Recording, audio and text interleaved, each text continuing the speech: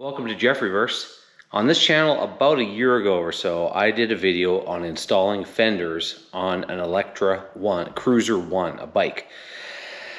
Because the instructions were very vague, I thought I'd put a video together to sort of show you what the process was, because it was pretty hard to figure out from just a package. You know what else they're vague on with instructions is the little Electra side mirrors that they have. So I bought a little, well, I didn't buy this, I got this for Father's Day. So I got a little side mirror. I want to put this on my handlebars. And I thought I'd just add this to the video library, and so you can see sort of how it goes.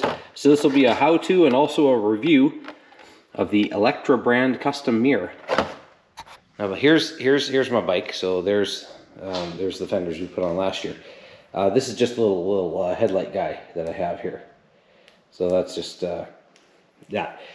Because the handlebars on the Electra kind of curl back like this, most handlebars on the market, they assume you're going to install into the cap end. Well, the cap end is like, it's like in my hip. You know, I don't need to see my hip, I need to see behind me. So you need something that will actually go on this curved part and stick out perpendicular to the to where the handle is actually curved to. That, and the salesman was saying too, when I was looking at some other handlebars, when asking, well, will it actually work on this kind? He says, oh yeah, you just take a knife and you cut this out.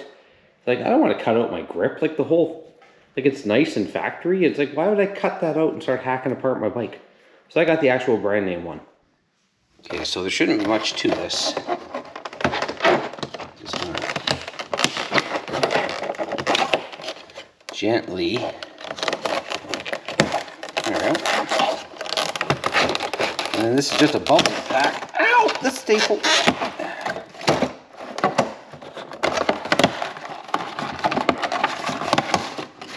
Oh, okay. There we go. So there's the mirror. And then this is all of, that's the instructions. That's the entire thing, is one little Kinder Surprise instruction list. Okay, the instructions really are completely useless. It basically just shows how they go together. There's nothing written. The back is blank. There's nothing on the inside of the cardboard. It's just blank.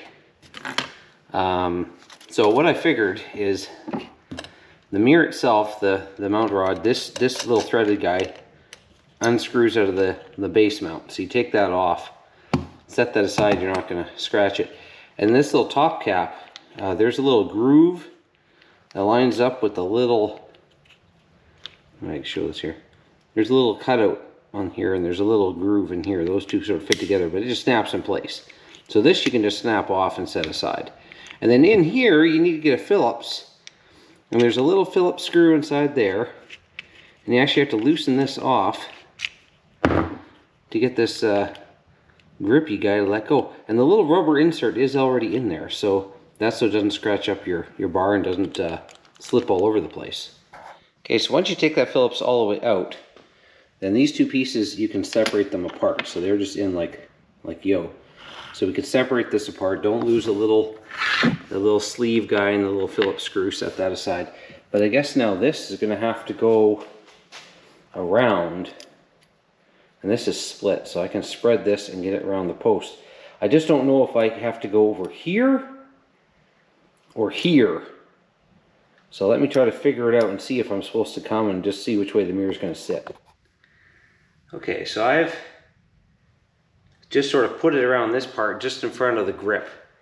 And I'm just going to try this first and just see how it goes. So then you take your other little cone piece and then you just slide it on top of here. And it doesn't really sit like this, kind of a bit of a spring-loaded fit. And then you have to get your little Phillips guy in the sleeve. And then I guess we hope and pray this catches something. Did it catch? Oh, it did. Okay, that went better than I thought. So I'm just going to snug it up gently, because I have no idea if this is going to work. And then our little cap, you got to line up the little, there's a little bump on the one side here. That little bump's got to line up with a little cutout, which is that way. And I think it just sits on there. And then you take your mirror, and this should thread into that little sleeve. Maybe? Maybe? I'm guessing this is for locking it down, so this can be loose, but you just got to thread the whole kind of rod in there. We'll see what this looks like. Okay, so we got this sort of threaded on, and I turned it around just so it's kind of facing this way. Now it's sticking straight up. I don't want it up and down like that, but I'm just going to first just take a little crescent wrench and just snug that guy up, just so that don't move. And then I think we can turn this. Can we turn it gently? Yes. There we go. Okay. Okay, I'm outside, sitting on the street here. I got the mirror. The whole point of the mirror, I just park where there's a truck sort of behind me. You can sort of look behind me. You sort of see where it's sitting. I have mine kind of coming almost like straight up and then over. But you could also sort of like lay this down. If you wanted more to the side, lay it down and then adjust your mirror like this.